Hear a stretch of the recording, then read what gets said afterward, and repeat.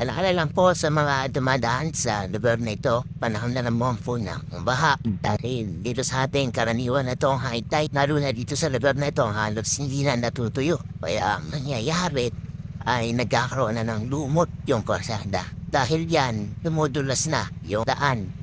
Kaya iba yung pag-iingat po ang ating gagawin habang tayo dumadaan po sa lugar na ito sa mga naglalakad.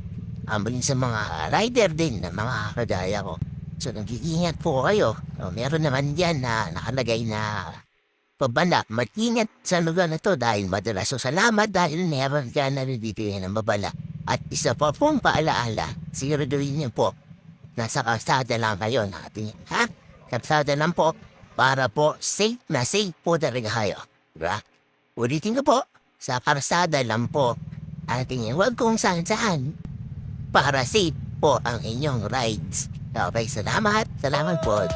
Maganda